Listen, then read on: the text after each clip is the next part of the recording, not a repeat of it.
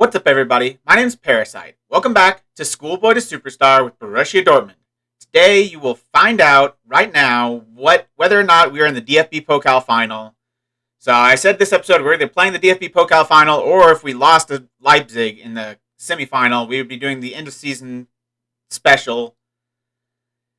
And I will tell you that we are, in fact,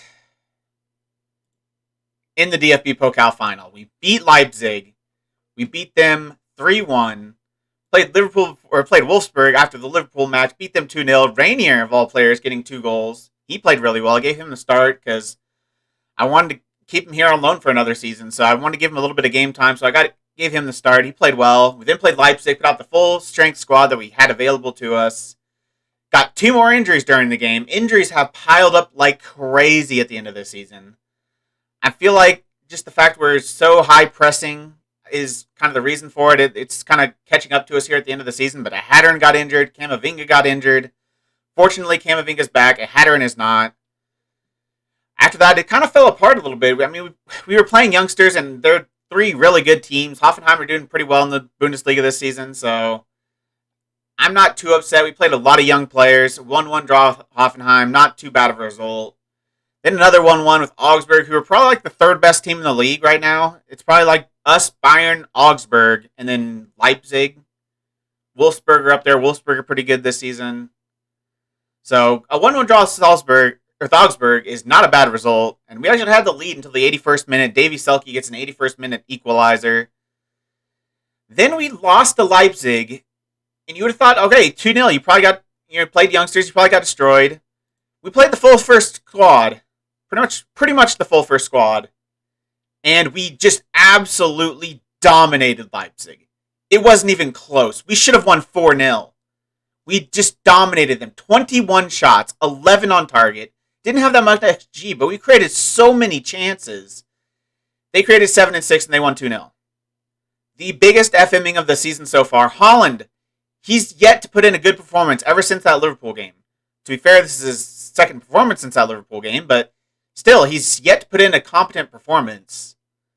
I don't know, he's just fallen apart at the end of the season. I hope we don't see more of that today, because we need Haaland if we have any chance of win. We don't have Jadon Sancho. He got injured in the Liverpool match. He's out for like another month or 2. So we don't have him. Turkey on the other side has been absolutely awful. Caio Jorge is going to start. Has been average at best. Pelivan is a youngster that I played, but we also have Yusuf Demir, who's been absolutely awful. Berkey's been absolutely awful. I don't know why. This team's just falling apart at the end of the season. Like, that loss to Liverpool just destroyed their morale, I guess, because they've been terrible. But before we get to the squad for this match, I wanted to say one more thing. I talked about Rainier, wanting to bring him back for another year. We have guaranteed another year on his contract, on loan. So I think he'll actually be homegrown at club next season, during the 2023 season. Actually, in a month. In a month, he will be homegrown at club. And only because he's been here on loan. So then we can, at any point, we could sign him permanently, and he can be a long-term member of this club. I mean, the rule is not that they have to be 18 or younger, it's just they have to be able to be homegrown at club. So even though he's over 18, I could definitely sign him on a permanent deal, bring him here permanently at the club. So he's going to be an option. And also going to be an option is Tengai Nianzu, because he's also going to be homegrown at club. And he has also signed another year contract on loan at Dortmund. Played him a lot towards the end of the season, just so I could get him another season, hopefully. Unfortunately, it looks like it's not going to be the same with Bright Area B. He's not accepting a new contract.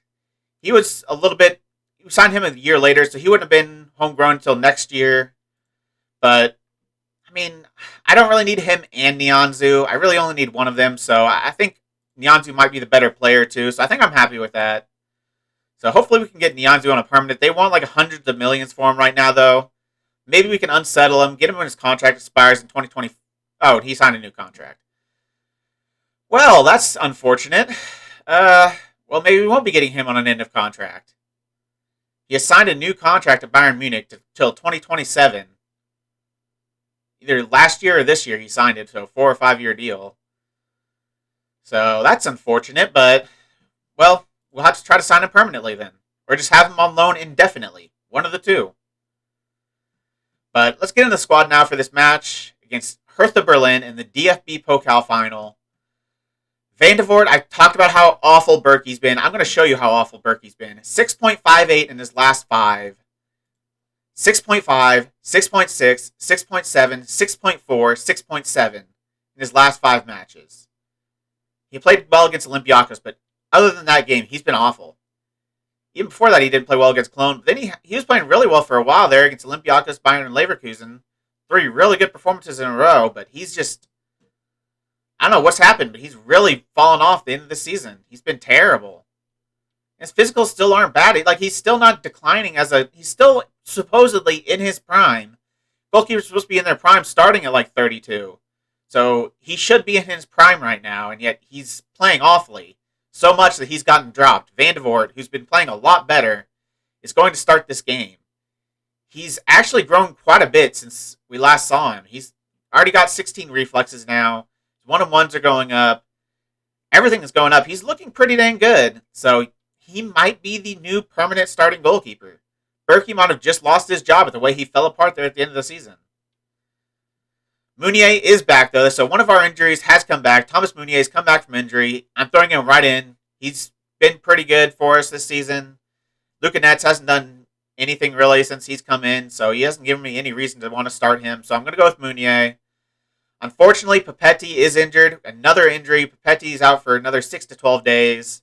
Twisted ankle, so Manuel Akanji is going to have to come in. Zagadou starts. Guerrero starts. Camavinga, Bellingham, Reina.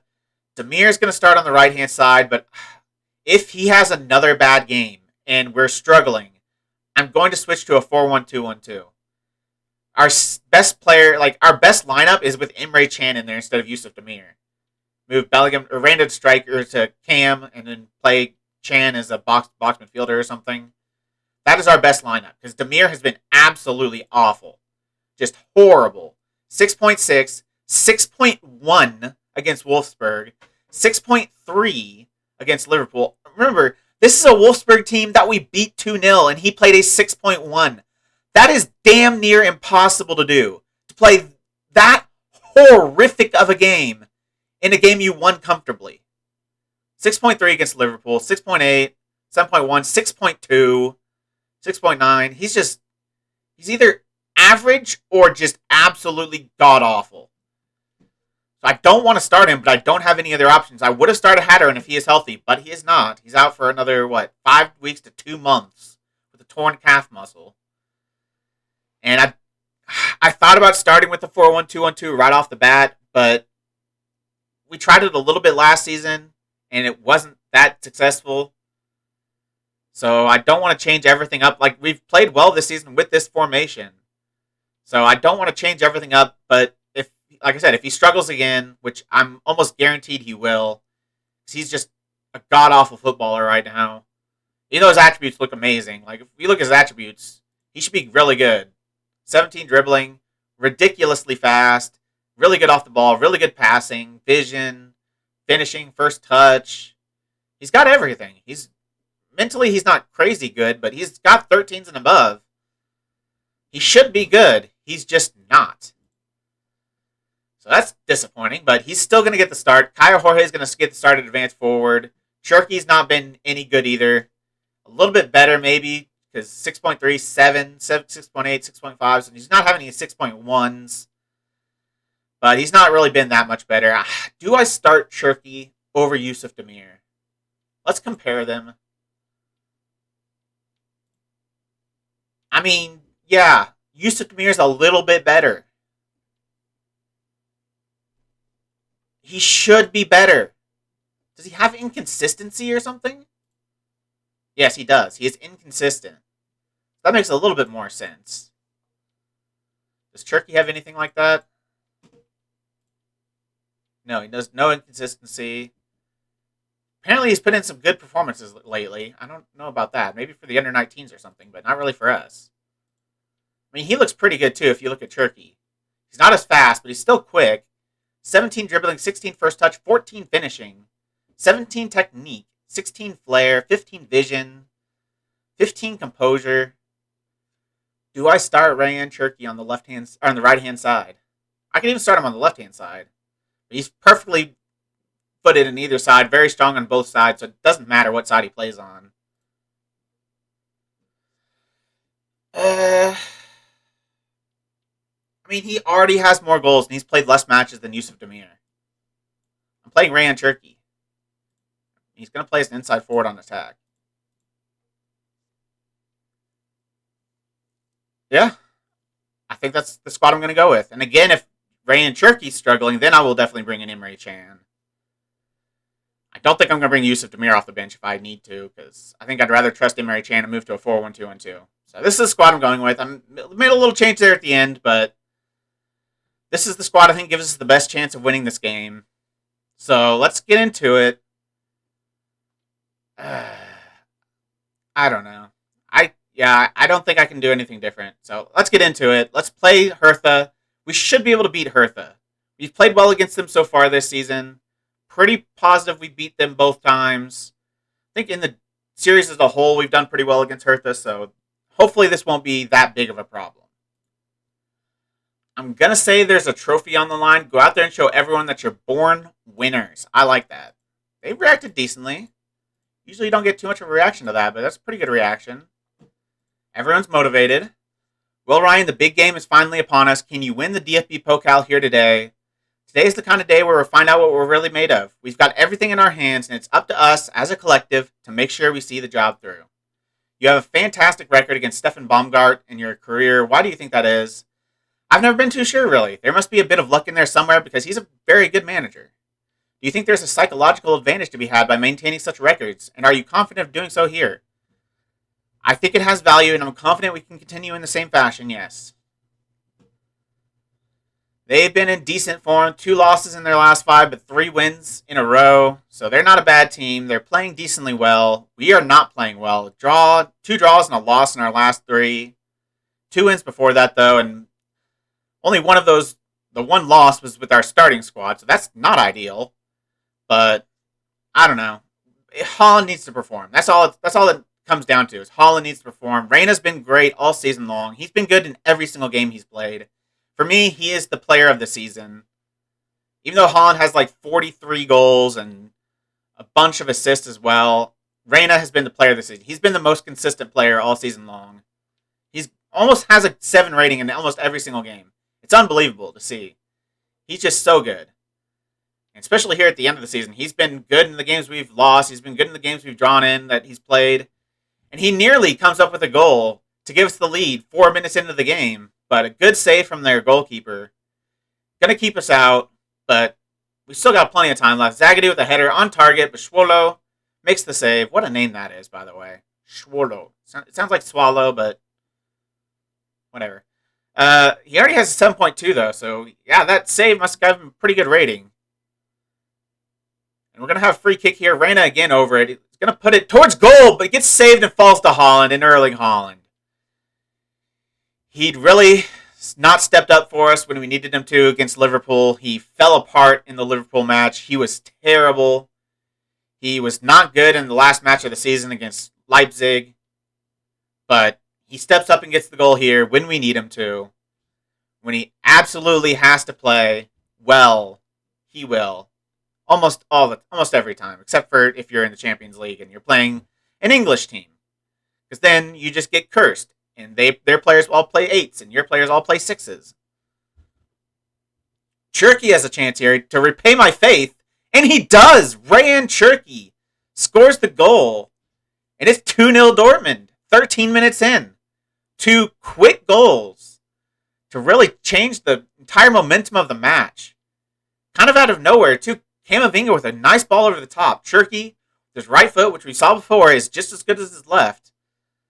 That's why he's so good. He's perfectly 2-footed, so you can play him anywhere. He can be in any situation. He's going to have the best chance of scoring. He's going to play perfectly to all of his attributes on either foot, and that's really valuable. I like Ryan Cherky. He hasn't been that great this year, but he has a good game so far. And Bellingham picking up the ball basically from his own half, running down the pitch and getting his 10th goal of the season. he's stepped up a little bit here towards the end of the season as well. Like, he struggled really this season. He'd not been that good, but he stepped up here in the past couple of months and scored a few important goals, got a few important assists, and that's a big goal there to put us 3-0 up. Now, this is just a highlight crazy match. 22 minutes, and we have like our 5th highlight of the game. And it looks like it would be a counterattack by Borussia Dortmund. Cherki on the ball. Going to play it through to Haaland. He can't miss. He does, though. Haaland never misses that. What is wrong with you, Erling? If he hadn't already scored, I would have been strongly questioning Erling Haaland, because that's a goal he scores 95% of the time. One-on-one with the goalkeeper. Just, you got to score that. If you're the best striker in the world, you have to score that. Obviously, since we're already up 3-0, it's not a huge problem. Like, it's not going to be costing us the game, hopefully. But still kind of annoying. I want to see him scoring that just for the future. I mean, I need to know that he can score that whenever he gets that opportunity. Because if we're going to have any success in the Champions League, he has to score goals like that. He cannot miss that. Swolo on a 7.8. He's having the game of his life, and he's conceded 3 goals. Apparently, he's made 7 saves in the first half, though, including a one-on-one with Erling Haaland. That should give you a 7.8 by itself if you save a one-on-one versus Erling Haaland. And another highlight to end the half, it looks like. Cherki trying to win the ball. He does a couple times, but does a third time. We finally get possession, but it's going to go back to Hertha Berlin. Matheus Cunha on the ball, looking for Santimina. It's intercepted. Back to Matheus Cunha. I look to go on his left foot, puts the ball across the goalkeeper, but he puts it just wide, and that should be the end of the half. 3-0, Dortmund to end the first half. A very good performance to put some of my questions to rest about how this team had been playing recently. They stepped up when I needed them to. Do I say don't get complacent? They love it. Usually you don't see that kind of... Oh no, what? I must have clicked the wrong one. It says I'm delighted with your performances. I meant to say don't get complacent, but usually that never gets inspired and motivated. It usually just gets pleased or motivated or... Hopefully this doesn't backfire on us. I didn't mean to say that. I meant to say don't get complacent, but... Do I tell the team to focus now? Because I'm really worried about this team losing concentration and giving away a 3-goal lead. Especially when the first 2 highlights look like they're Hertha's. The first one wasn't much of a highlight, but this one could definitely be a dangerous... This is a dangerous, and it is a goal.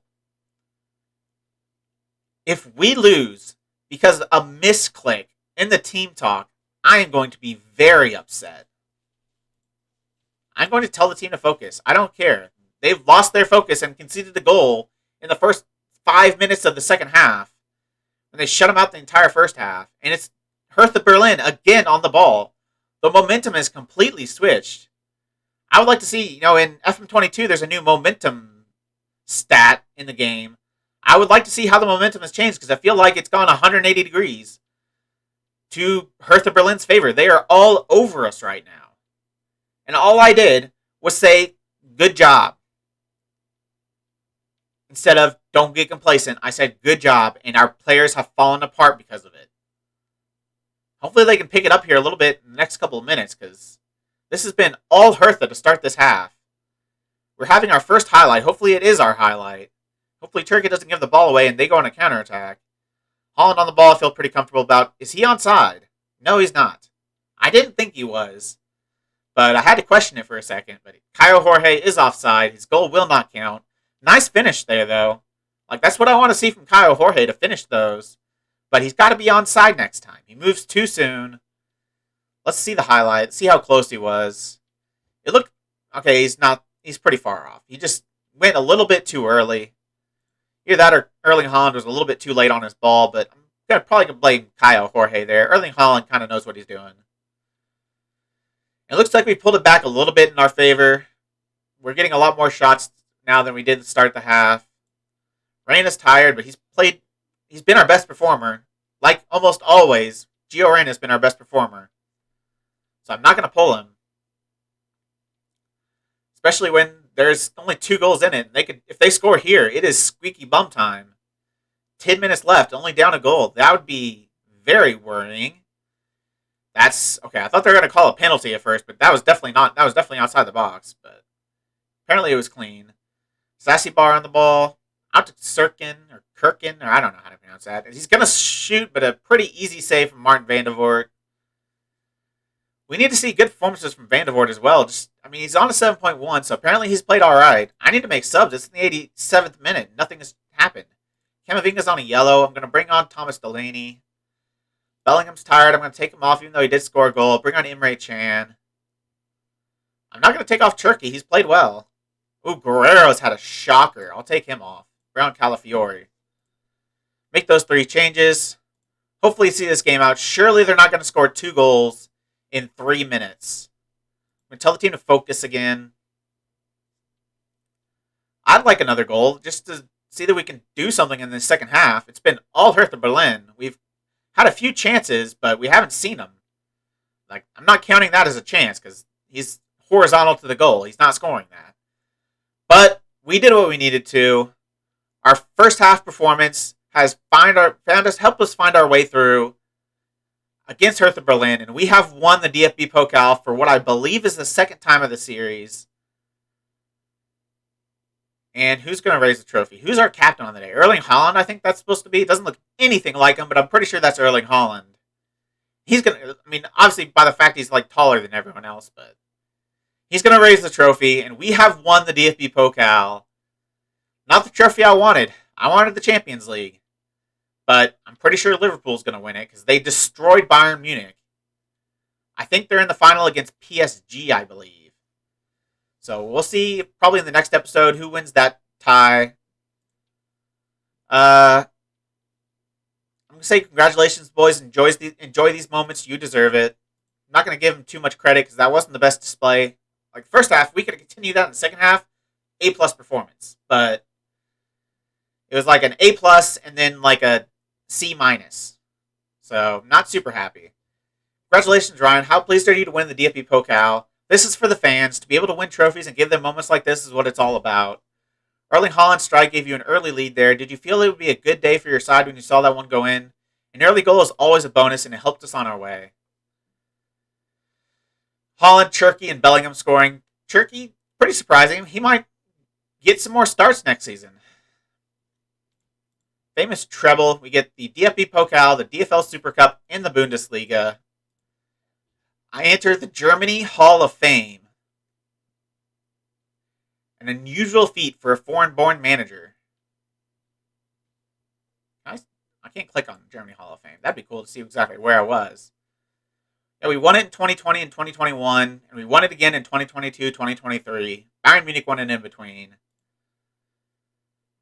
That's going to be the end. That's the end of the season. Season is over. I have to think it was pretty successful. We dominated in the Bundesliga. Absolutely dominated in the Bundesliga. Let's check out the Champions League. The final is Liverpool PSG. It's going to be played on... Let's not say the day. Let's go to their schedule. Played on the 3rd. So quite a ways away. They've got an FA Cup final and the last game of the Premier League season. They've got a tough end of the season here. Chelsea, Man City, and then PSG. This Premier League match might not mean anything because they were very far ahead, and they're still very far ahead. They've already won the league by 9 points over Manchester United. Man United come back. They were in 5th place when I last looked up. I think they had some games in hand, though. So they must have won all those games in hand, catapulted themselves into 2nd place. So they can probably rest for that Chelsea match, but then Man City and PSG in a 2-week span in the FA Cup final and a Champions League final. That's big for Liverpool. If I was a betting man, I would put all of my money on Liverpool because they're probably going to win it 5-0. PSG are good, but Liverpool are English. I'm going to hammer that home as much as I can. The English team is so stupidly overpowered. So next episode will be a end of season review. We'll go over the little end of season thing it gives you. Go over some of the stats on the season. Just see exactly how much we dominated. Erling Haaland ending the season with 44 goals. Reina not quite getting to the 20 assist mark. Only 19 assists. 8 player of the matches. It was a great season. One of the best Bundesliga seasons of all time. The record for most points in a single Bundesliga season was 91, so we were 1 point short of tying the record. We were 1 win short of tying the record for the most wins. Or actually, I think having the record outright. I think we're tied for the most wins in a single Bundesliga season. One more would have set it outright. We weren't able to do that, but I'm not too concerned about those kind of records. I just care about winning it. That's what we did. I want to win the Champions League next season. We will have a lot of homegrown players. Let's look at that one last time before we end this episode. So Hattern will be homegrown soon. Papetti, Cherky, Van de Voort, Jorge, Rainier, Bellingham, Calafiori, Nyanzu, Nico, Nnamdi Collins, Alcaraz. Alcaraz is another year. So all those from Nnamdi Collins up to Hattern will all be homegrown next season. Yusuf Demir needs another season. Alcaraz needs another season. Camavinga needs another season. Luka Netz needs another season. So I think hopefully there's 2 more seasons left of this series. Next season, see if we can establish ourselves as the best team in Europe. And then the next season, everyone should be homegrown that we need to be homegrown.